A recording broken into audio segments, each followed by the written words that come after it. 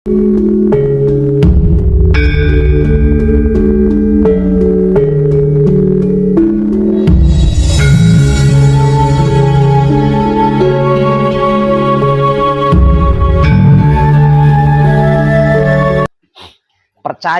yakin adanya malaikat, percaya, yakin adanya kematian, adanya kiamat, akhir zaman, percaya, yakin adanya takdir, percaya, yakin adanya surga, neraka, itu adalah akidah agama. Menjalankan sembahyang, menjalankan sholat, menjalankan ritual-ritual, itu adalah kaidah agama, bukan ibadah. Kalau ibadah, menjalankan atau melakukan atau menunaikan tugas dari Maha Suci, itu baru ibadah. Lah, tugas yang ditugaskan kepada manusia oleh Maha Suci adalah merawat, mengelola, menjaga, dan menyempurnakan alam semesta. Walaupun panjenengan kafir, kalau panjenengan menyelamatkan seekor nyamuk saja, berarti panjenengan sudah ibadah, sudah menjalankan ibadah, sedang beribadah, sedang melakukan perintah Maha Suci. Walaupun panjenengan kafir loh. Kafir menurut panjenengan dulu, itu kan yang tidak beragama toh. Ya lah. Kafir menurut panjenengan dulu loh, bukan malam ini loh ya. Kafir menurut panjenengan dulu kan yang tidak beragama kan. Nah, walaupun panjenengan tidak beragama, kalau panjenengan bisa bersedia mau menyelamatkan seekor nyamuk saja, berarti panjenengan sudah beribadah, sudah melakukan ibadah, sudah menjalankan perintah Maha Suci. Gitu loh, bro.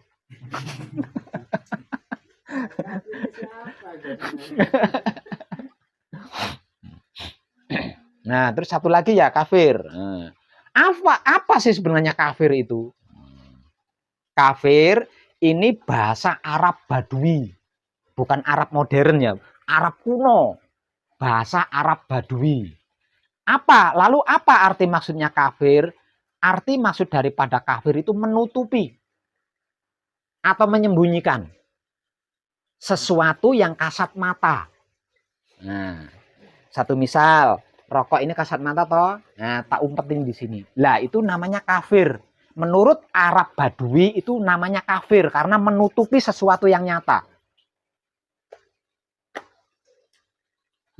Bukan tidak beragama, bukan ini.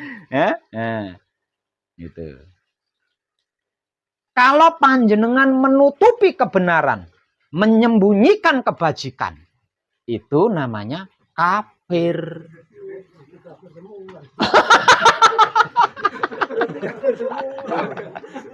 Siapa yang kafir yang dia nggak merasa, mereka nggak merasa. Itu dia. Jadi kafir ya. Nah, kafir ini, kalimat kafir atau kata-kata kafir ini digunakan oleh para sufi. Jadi yang pertama kali menggunakan kalimat kafir ini adalah para sufi. Tahu maksudnya para sufi pun? Para sufi itu orang-orang yang tidak tertarik urusan duniawi. Ya, itu sufi. Orang-orang yang tidak tertarik urusan duniawi dan lebih tertarik dengan urusan dengan Tuhan. Senangnya karo Gusti Allah. Ini disebut orang sufi. Nah, yang pertama kali menggunakan kata-kata kafir adalah orang-orang sufi. Ketika dia digunakannya ketika dia mengetahui seseorang menutupi atau membohongi kebenaran atau kebajikan. Misal bohong, nah, bohong ini bisa masuk ke kafir ini. Ya.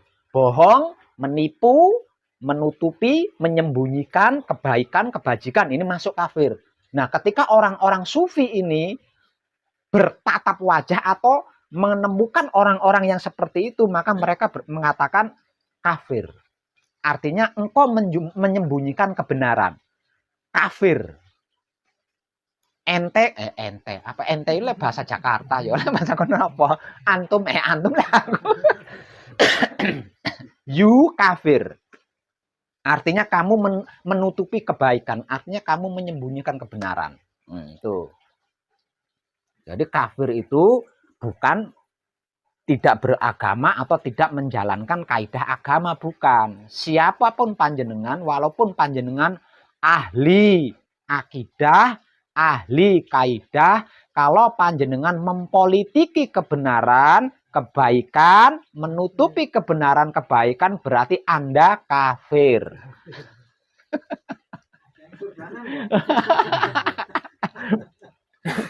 Itu. Paham nggih?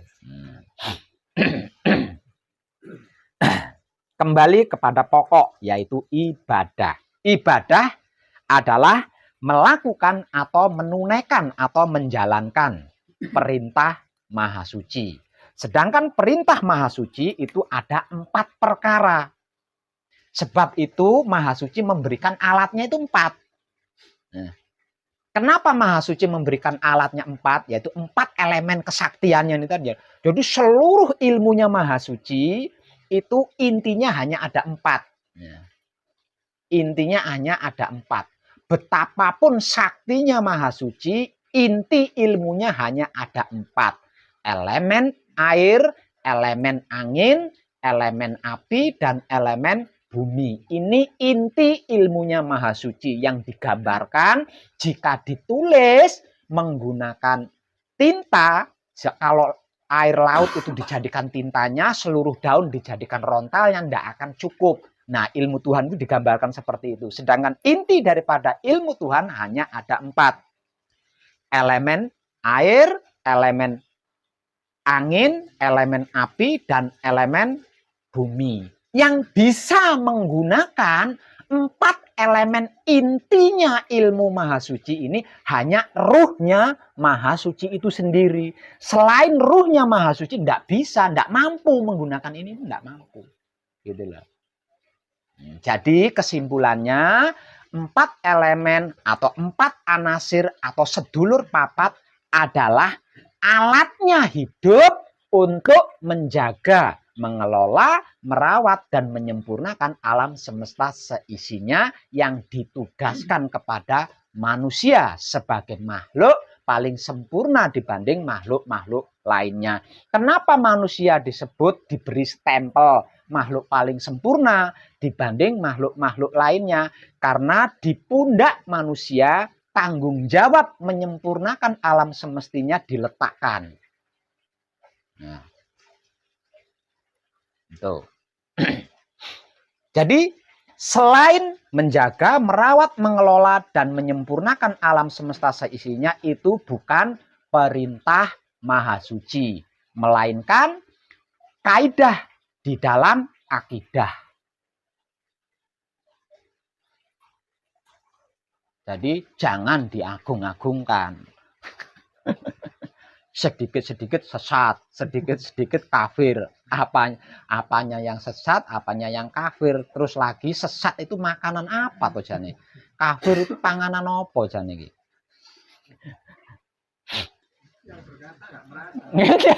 Karena enggak tahu. Itu. Ya.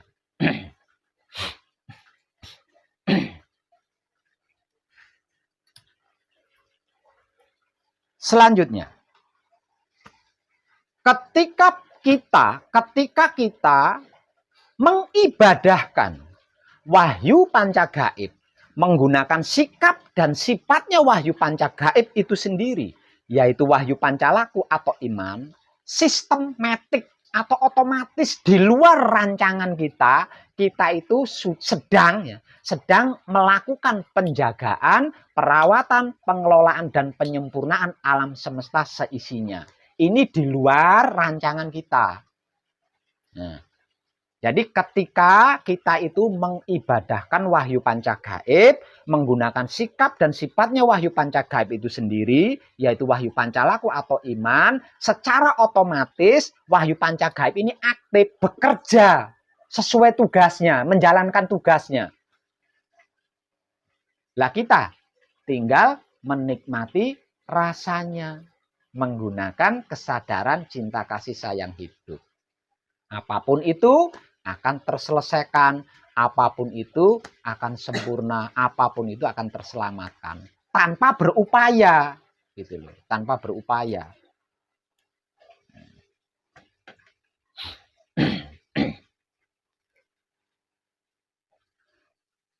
Paham nggih? Rumangsa lucu enggak?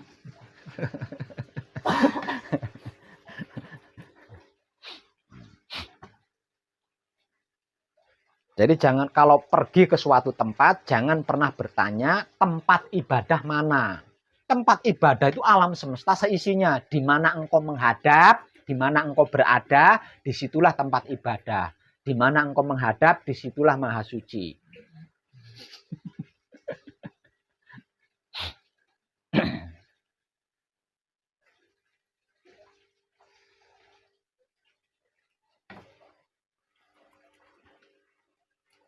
Paham guys sekarang? Ibadah adalah menjalankan perintah Maha Suci.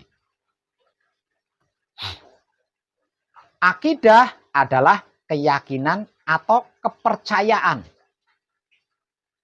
di dalam agama atau komunitas atau organisasi. Sedangkan kaidah adalah aturan main di dalam keyakinan tersebut atau aturan main di dalam kepercayaan tersebut atau aturan main di dalam organisasi atau golongan tersebut. Gitu loh bro. Sedangkan haji adalah ziarah atau mendatangi tempat peninggalan leluhur terpenting. Itu haji. Kafir menyembunyikan atau menutupi kebajikan atau kebenaran. Semoga-moga iki bar nyimak video iki dong guyu.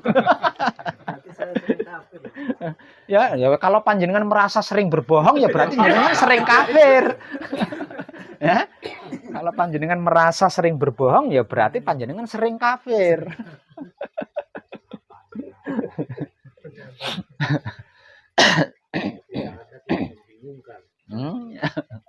Itu seperti itu sebenarnya.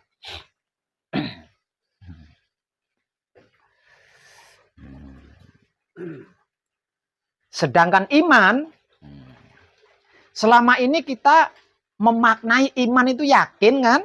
Memaknai iman itu percaya kan? Makanya ada kata-kata beriman kepada Allah, beriman kepada hari kiamat, beriman kepada... Karena gitu kan? Iman itu bukan yakin, bukan percaya. Iman itu adalah kesediaan, pasrah kepada Maha Suci, menerima keputusan Maha Suci dan mempersilahkan kuasa Maha Suci. Itu iman. Untuk apa panjenengan berakidah? Untuk apa panjenengan berakidah?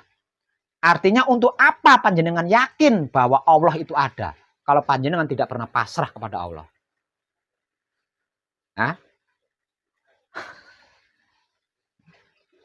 Untuk apa panjenengan berakidah? Untuk apa panjenengan yakin Allah itu ada? Kalau panjenengan tidak pernah menerima keputusan Allah. Untuk apa panjenengan berakidah? Untuk apa panjenengan yakin kepada Allah? Kalau panjenengan tidak pernah mempersilahkan kuasa Allah. Selama ini Allahnya dijadikan sapam tok. Kongkon nunggu kae, nuruti permintaan. Nah, untuk apa? Nah. Gitu. Kayak seakan-akan itu Allah itu sosok menakutkan. Ini kan. Jadi iman itu adalah wahyu pancalaku yang merupakan sikap dan sifatnya wahyu pancagaib atau 5 ruh pemberian Tuhan atau Maha Suci.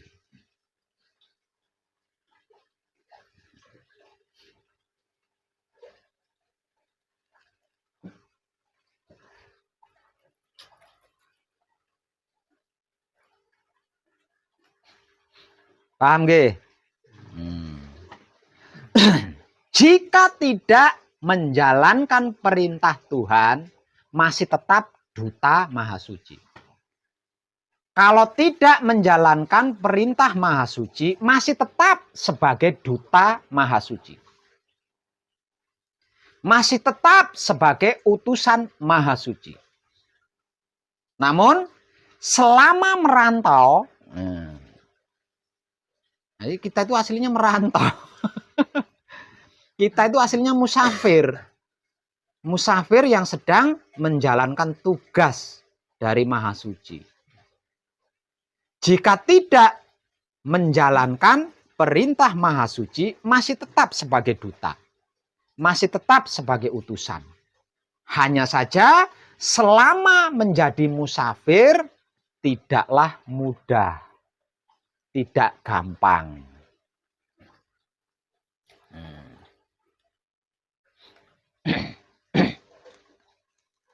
Tidak mudah, tidak gampang. Karena apa? Karena hanya makhluk paling sempurnalah dibanding makhluk-makhluk lainnya. Yang diberi otak bisa berpikir. Diberi hati bisa membatin, diberi kelamin bisa bersahwat. Itu hanya manusia.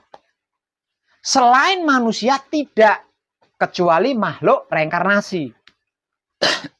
Ya.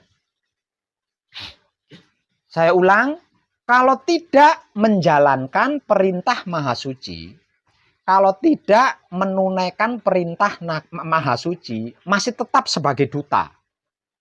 Masih diakui sebagai duta. Masih tetap sebagai utusan. Masih tetap diakui sebagai utusan. Namun selama menjadi musafir, bertugas, yang sesungguhnya sedang bertugas, tapi tugasnya tidak dijalankan gitu loh. Menjadi TKI ilegal, katakanlah seperti itu. Ya, menjadi TKI ilegal. Ini tidak mudah. Ya gambarannya seperti TKI ilegal itu tadi loh. Tidak mudah, tidak gampang. Kenapa kok tidak mudah? Kenapa kok tidak gampang? Kenapa tidak ringan? Karena manusia itu diberi otak bisa berpikir. Diberi hati bisa membatin. Diberi kelamin bisa bersahwat. Lah ini yang menjadikan tidak mudah, tidak gampang, tidak ringan hidup di dunia ini. Artinya untuk mendapatkan kemudahan-kemudahan, untuk mendapatkan keringanan-keringanan di dalam kehidupan di dunia ini, seseorang itu harus menjaga pikirannya. Ya, seperti yang di sana itu bla bla bla bla bla itu. Harus itu. Kalau tidak, karena otak kita bisa berpikir. Jangankan yang lain, Maha Suci aja ditentang. Maha Suci aja dihianati. Ini cara kerjanya otak kita. Kalau tidak mengerjakan perintah Maha Suci. Kalau tidak menjalankan perintah Maha Suci, cara kerja otak kita itu seperti itu. Menentang Maha Suci, melawan Maha Suci, mengkhianati Maha Suci.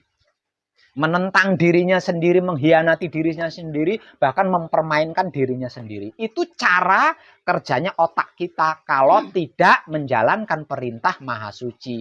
Yaitu menjaga, merawat, mengelola, dan menyempurnakan alam semesta. Begitupun cara kerjanya hati kita ketika membatin. Sama, tidak beda jauh dengan otak. Termasuk cara kerjanya kelamin kita ketika bersahwat. Artinya ketika berkeinginan. Itu juga sama, tidak jauh beda dengan hati dan otak kita. Nah, ini yang mempersulit. Nah, untuk memperbaiki ini, maka seseorang itu harus mengenal dirinya. Dirinya itu siapa, dirinya dari mana, dirinya untuk apa, dan dirinya hendak kemana, harus.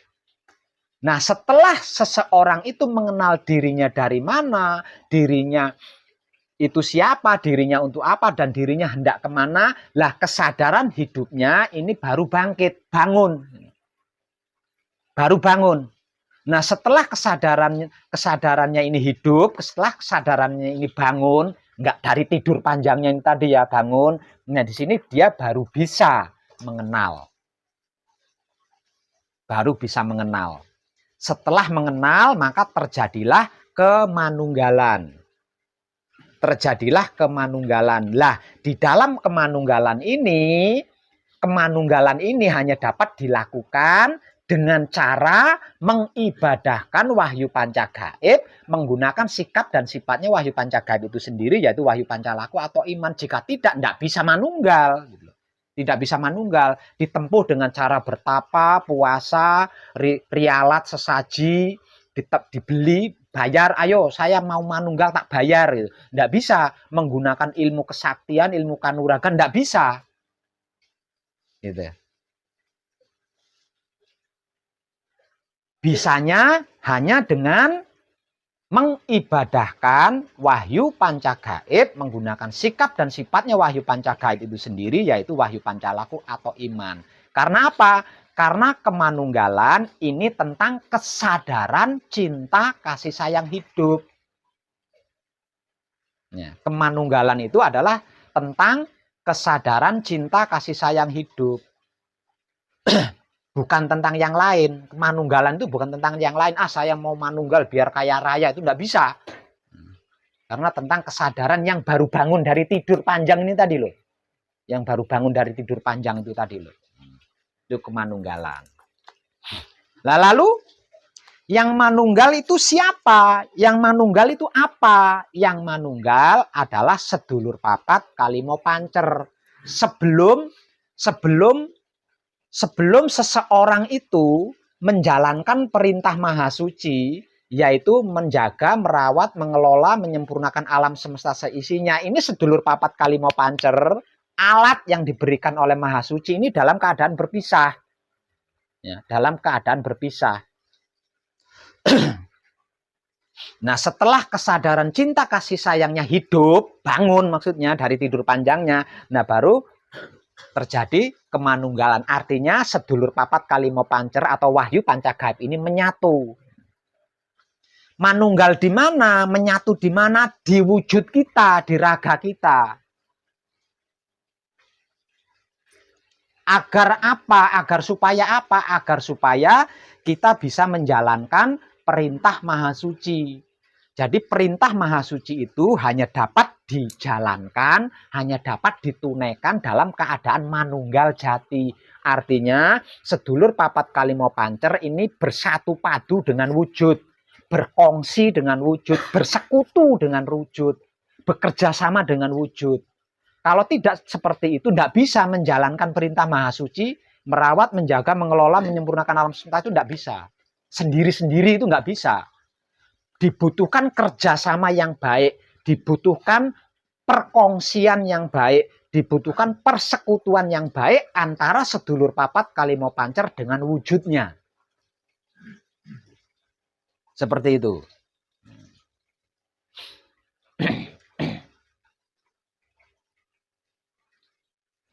Paham nggih? Artinya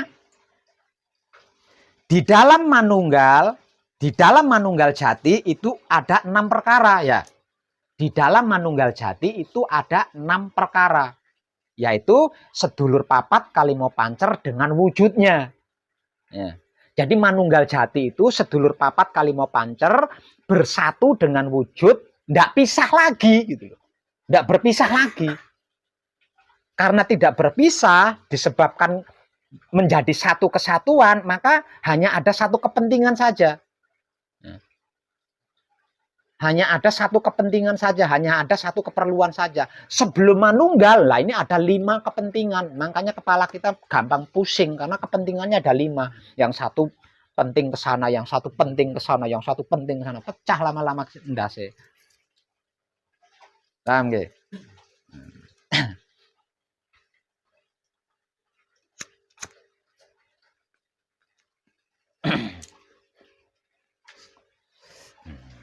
Manunggal jati berarti ada 5 perkara. Sedulur papat kalimo pancer dengan raga. Nah, dengan dalam keadaan manunggal jati, seseorang baru bisa menjalankan perintah Maha Suci.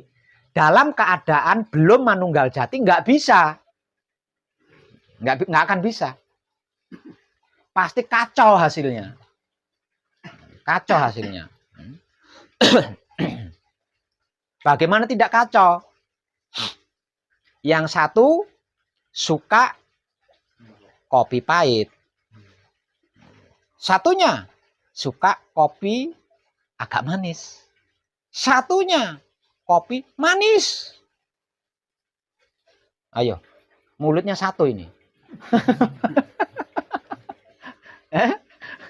Mulutnya cuma satu ini. Apa bikin 3 gelas?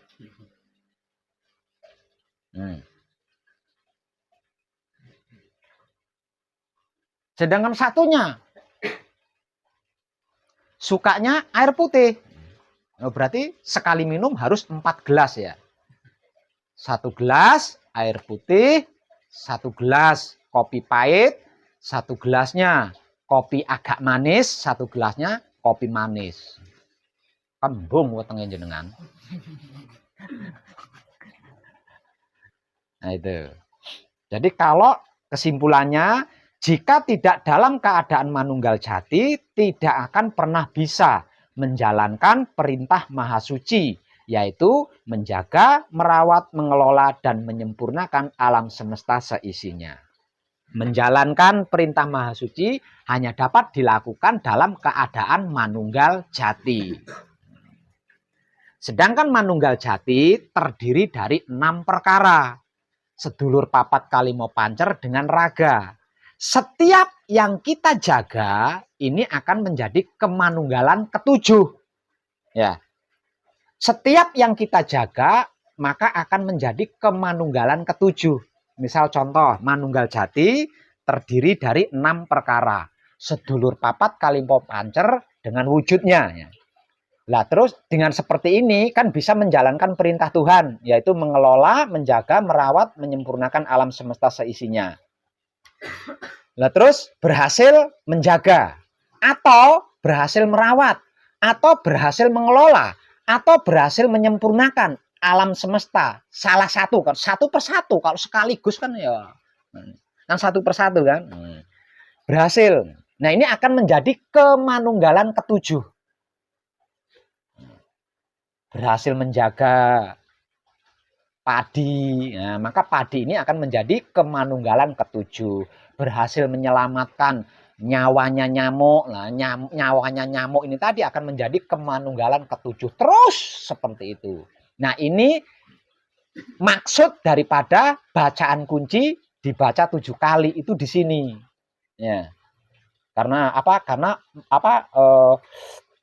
Filosofi daripada kemanunggalan ketujuh, kemanunggalan terakhir. Kelasnya kesempurnaan urip lan pati atau kesempurnaan hidup dan mati. Nah, setiap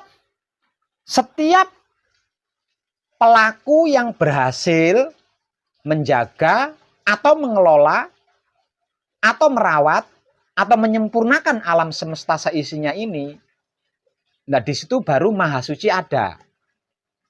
Sebelum perintah Maha Suci ini dijalankan, Maha Suci itu nggak ada. Belum ada. Maha Suci itu masih menjadi alam semesta seisinya. Maha Suci masih menjadi alam semesta seisinya. Maha Suci mulai ada bagi seseorang tersebut ketika pertama kali seseorang tersebut berhasil menjalankan perintah Tuhan, walaupun salah satunya. Di situ baru mulai ada yang disebut, yang dimaksud Maha Suci. Karena apa? Karena Maha Suci merupakan kemanunggalan ketujuh, kemanunggalan terakhir. Inna lillahi wa inna ilahi rojiun. Lah ini yang ketujuhnya ini. Maha Suci.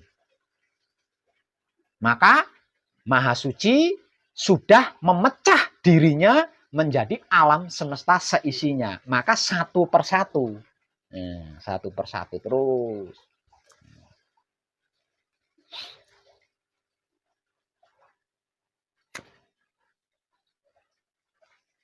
Paham? Dengan seperti itu,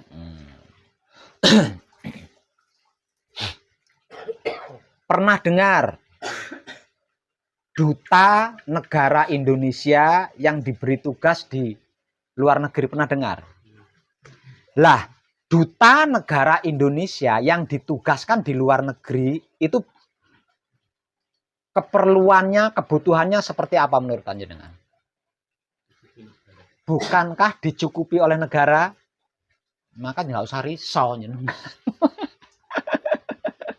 Kalau tugas panjenengan sebagai duta panjenengan lakukan dengan baik, tidak akan mengalami kekurangan, tidak akan mengalami penderitaan, masalah, dan lain sebagainya. Karena apa? Karena dijamin sama yang memberi tugas.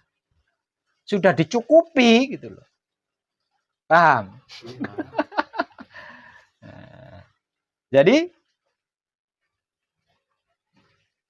diam ketika bersamadi, di luar patrap samadi menikmati rasanya kelakuan diri sendiri, menggunakan kesadaran cinta kasih sayang hidup yang tak lain dan tak bukan itu adalah prakteknya mengibadahkan wahyu pancagaib, menggunakan sikap dan sifatnya wahyu pancagaib itu sendiri, yaitu wahyu pancalaku atau iman. Enjoy. Jangan pusing, jangan bingung, jangan ragu, jangan takut. Karena apa? Karena sudah ditanggung jawab sama yang memberi tugas. Kenapa kita selama ini tidak tahu? Lawang tugasnya aja belum dijalankan kok. Piye? Duta negara Indonesia yang ditugaskan ke luar negeri dijamin kebutuhan keluarganya itu tadi ya. Kepentingan keluarganya, kebutuhan keperluan, semuanya dijamin. Karena di negara, di luar negeri, dia sedang bertugas. Sebelum duta negara Indonesia ini ditugaskan ke luar negeri, dijamin apa belum? Ya belum, masih nganggur. Ya kan? Masih nganggur. Tuh, sama, kita juga sama seperti itu. Makanya kita nggak tahu kalau kita itu punya bekal. Kita nggak pernah ngerti kalau kita itu punya bekal, kita nggak pernah paham kalau kita itu punya bekal. Nggak bisa ngambil bekal kita, nggak bisa menggunakan bekal kita. Lawang pekerjaannya belum dikerjakan. Nah.